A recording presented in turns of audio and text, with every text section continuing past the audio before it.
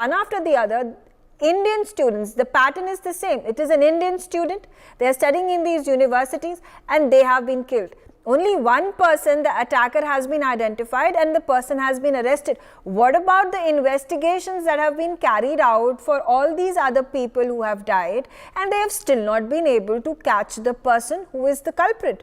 Mohammed Ali Shah, quickly a response from you about this. Is this a complete crumbling of the system, or are the Americans not concerned only because there are Indian deaths involved? Okay, Megha, that's a very good question. Now, the very fact is, I speak with a very, very heavy heart, and my heartfelt condolence to the bereaved families of the 4 students who have lost their lives in America. We always, I know families who have saved up every single penny of their hard-earned money with an aspiration that they will send their child abroad to study, so that when the child comes back to India, the child is well educated, gets a good job, is placed very well. For what? For this? No. My own nephew and my own niece have been educated abroad. They went to the best of colleges abroad. They were looked after, fine, well done. But not everyone has that, is privileged or lucky enough. It's really sad. You see the loss of our Indian lives, and as you rightly brought out, once a child is sent to an institution anywhere outside, it's a responsibility of that institution. I'll give you an analogy over here. There are times I have an 11-year-old son. He goes out to his friend's house for a play date, to spend a day. It's a responsibility of the people, of the host, where we have sent a child, where we have trusted a child.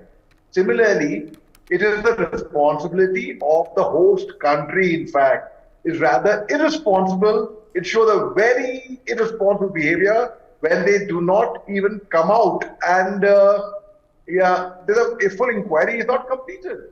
It's only a consulate. Our embassy over there, who is really concerned about it, it is really actually ridiculous. Now, the very fact is, there is a lot of Black Lives Matter and such things. Yes, they do matter. What about Indian lives? Indian lives matter a lot, and especially more so when we are on the verge of becoming a superpower. When we are doing so well, the entire international community is looking at India. So that's the time it becomes even more crucial. Now, I do not know whether such things had been happening earlier and the media has taken note of it now. But I commend NewsX, I commend you for taking up this matter, a very, very serious matter of grave concern, which should be taken up very, very seriously. Now, I do not know whether such things were happening earlier and the media did not report it or what, I don't know. I can't comment on that, but most certainly it is very, very disturbing, and such a trend will actually discourage us from going abroad, which is okay, fine.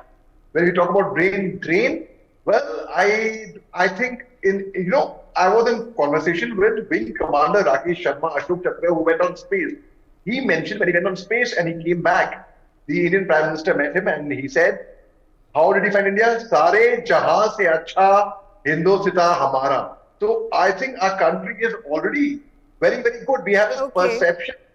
Yes, we have this perception that if you are educated abroad, you will get better quality of education. But I think our country lacks nowhere at all. Maybe. Okay, all right. Major Mohammed Ali Shah, the question I continue to ask, and it is also concerning and shocking to know that there have been no international media agencies who actually picked this story. I was trying to go through, I looked through a lot of these reports that have come in on Indian news channels and digital platforms and publications. But, trying to understand where the investigation has carried on, what is more information, what are the specifics, which is the police that is handling which case, and so on. And I wanted to do some research. Unfortunately, I couldn't find anything. So at this point, I'm wanting to know that, first of all, where is the outrage? Where is the humanity? Why is it that the media in United States of America has completely ignored this problem? Or are they busy bantering or attacking India on the geostrategic level, whether it is about the farmer protests, or we talk about G20, or we talk about the Ram Mandir that has been built, that they have completely forgotten of what is actually happening on their line to the Indian nationals living over there? You are bang on there, Megha. You are absolutely right. That's why in the first half I mentioned that I don't know if this has been happening earlier, which is not caught the media attention or what. I don't know. That's why I commended you. I said at least the Indian media, we are covering it now. If giving a scenario, God forbid, and I hope it doesn't happen that way, where an American child gets wounded. I'm not even talking about losing its life. Okay, his or her life. An American child gets wounded in a fight in India. What's going to happen? All the media channels which you mentioned about, they would be reporting it at the front page headline that so and so thing happened in India. And who gets a bad name? We get a bad name for that, for nothing. Right? Yeah. And it could be a mistake of the American child. It could be anyone's mistake. I'm not just saying that it is. But then now, where is the outrage? Where is the outrage from the international media on this? It's not there. Unfortunately, it's very sad. It pains me no end. Unfortunately, the question I want to ask is there seems to be no outrage from our country as well. We are looking at it with concern. Yes, I've picked up this discussion. I would like the Ministry of External Affairs to come out with a statement about this. I agree with you. I agree with you over there as well. Because why? I don't know what, Megha, we as Indians are so obsessed. Many of us, I'm so sorry, it might hurt some people, but the truth is always bitter. I don't know why we are very much obsessed by hating the West. Why is it that we find them superior to us? Why is it that a white skin is perception? White skin or blonde hair is considered to be like I said, people across the globe travel to America and Europe to gain higher education. So why should India be segregated to begin with? And also, it's not as if somebody from, say, Greece would not travel to America. I don't think they have this white skin syndrome or desire to be studying in America simply because you want to be surrounded yourself with Caucasians or the white skin, blonde-eyed, people, blue-eyed people and blondes and so on and so forth. But my question is why?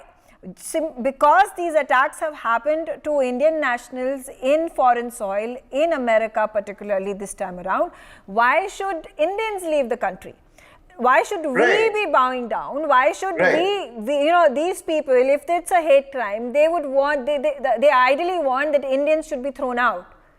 And perhaps then a hate crime that has been committed. Why shouldn't we hold our ground? Why do we need to succumb to the pressure that has been exerted upon us? I'll answer that. Yeah. It's not about our opposition to the white skin by don't send our children abroad. No, it's because we perceive that education over there would be higher. The child would be placed in a better manner over here when he comes back to India. Those are the reasons why we perceive the education in the West. Anything which is far away is valued.